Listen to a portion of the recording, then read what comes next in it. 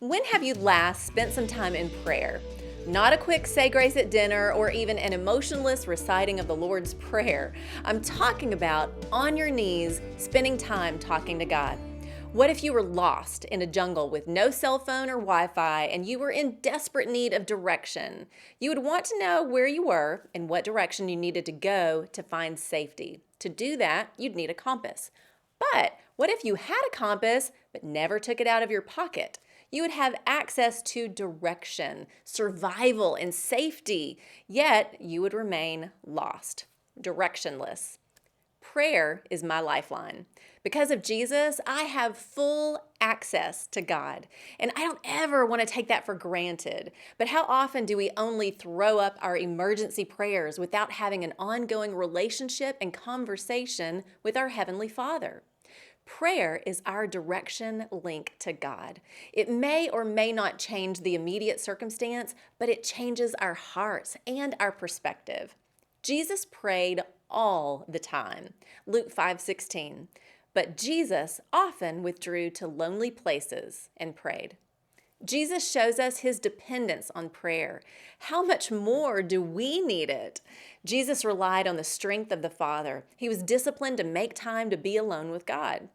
When you spend focused time in prayer, something beautiful happens. For me, sometimes what can begin as a simple prayer time can turn into a full-on snot cry prayer session where all of my worries, fears, struggles, and doubts rise to the surface for me to speak out and pour out to God.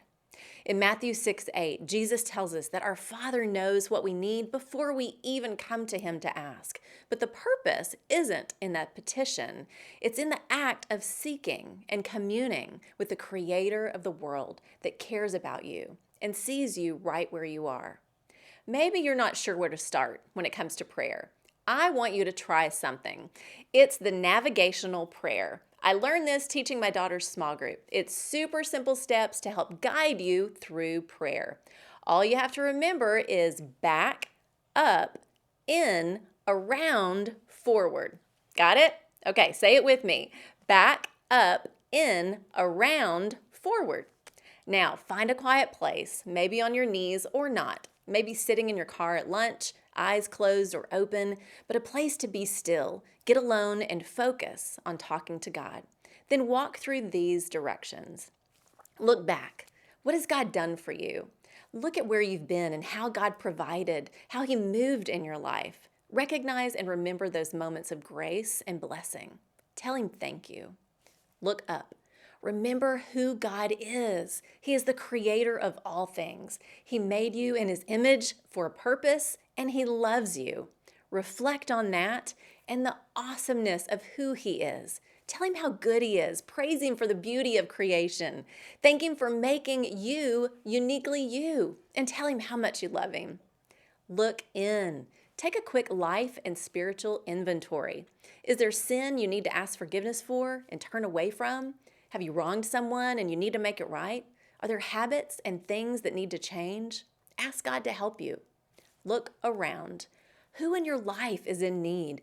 Who around you is hurting? Pray for them. Ask God for wisdom and how you can encourage, love, and help them right where they are. Look forward. What do you hope happens next in life?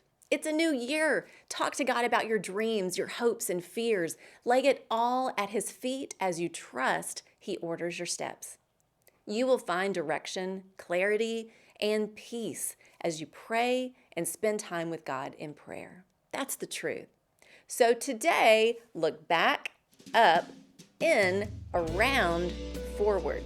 As you do, your time with God will become less about you and more about who he is and his perfect love and plan for you. I'm Lori Klein.